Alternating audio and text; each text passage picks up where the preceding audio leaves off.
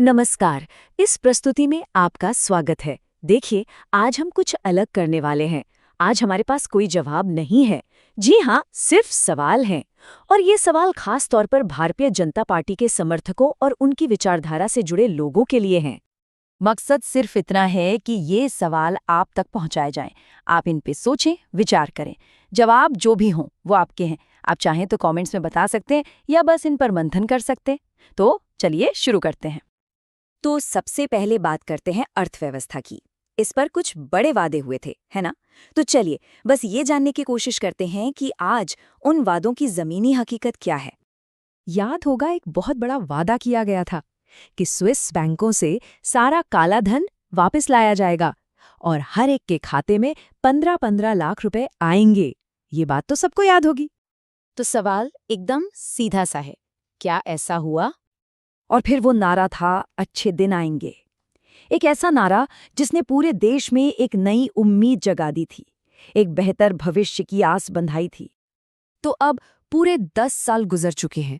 सवाल बस इतना है कि क्या वो अच्छे दिन जिनका हम सबको इंतजार था वो आ गए हैं? अच्छा, चलिए कुछ और आर्थिक वादों पर नजर डालते हैं।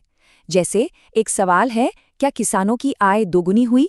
एमएसपी पर कानूनी गारंटी का जो वादा था उसका क्या हुआ? हर साल 2 करोड़ नौकरियां देने की बात थी, क्या वो मिली? नोटबंदी हुई तो क्या उससे सच में कालाधन और आतंकवाद खत्म हो गया?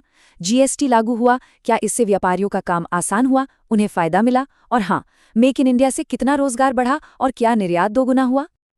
एक वक्त था जब कहा गया था कि जब रुपए का मूल्य गिरता है तो प्रधानमंत्री की प्रतिष्ठा गिरती है।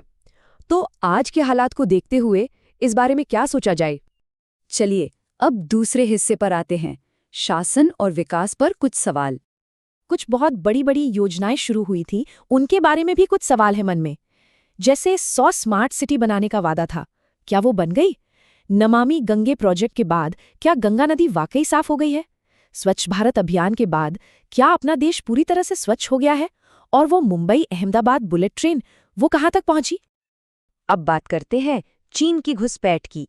इस पर एक बयान आया था कि ना कोई घुसा है, ना किसी को घुसने दिया गया है। तो सवाल फिर वही है कि आज सीमा पर असलियत क्या है, जमीनी हकीकत क्या है? आगे बढ़ते हैं और अब बात करते हैं समाज और विचारधारा से जुड़े कुछ जरूरी सवालों की। एक नारा जो हम सबने सुना है, बेटी बचाओ बेटी पढ़ाओ। बहुत ही अच्छा और शक्तिशाली नारा था, है ना? मकसद था कि बेटियों की जिंदगी बेहतर हो। तो इसी नारे को ध्यान में रखते हुए कुछ सवाल उठते हैं कि पिछले 10 सालों में क्या महिलाएं पहले से ज्यादा सुरक्षित महसूस कर रही हैं? क्या उनकी पढ़ाई लिखाई का स्तर बेहतर हुआ है? और क्या सरकारी स्कूलों की हालत में कोई सुधार देखने को मिला है? और हाँ, लोकसभा में जो 33% महिला आरक्षण बिल है, क्या वो पूरी तरह से लागू हो गया है? अब कुछ सवाल सामाजिक ताने बाने को लेकर, ये थोड़े मुश्किल सवाल हो सकते हैं पर जरूरी हैं। जैसे कश्मीर से 370 हटने के बाद क्या वहां आतंकवाद पूरी तरह खत्म हो गया?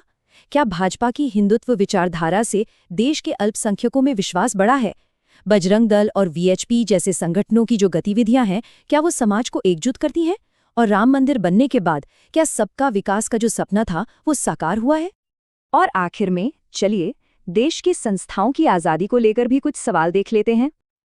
ये कुछ ऐसे सवाल हैं जो किसी भी लोकतंत्र के लिए बहुत जरूरी होते हैं। पहला, क्या प्रेस की स्वतंत्रता वैसी ही है जैसा वादा किया गया था? दूसरा, ईडी और सीबीआई जैसी जो बड़ी जांच एजेंसियां हैं, क्या वो बिना किसी पक्षपात के काम कर रही हैं? तीसरा, क्या हमारी न्यायपालिका हर तरह के दखल से आज़ाद है?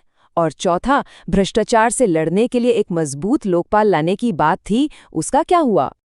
तो ये थे हमारे कुछ सवाल। जैसा हमने शुरू में कहा था, हमारा काम सिर्फ सवाल पूछना है, किसी पर उंगली उठाना या कोई फैसला सुनाना नहीं।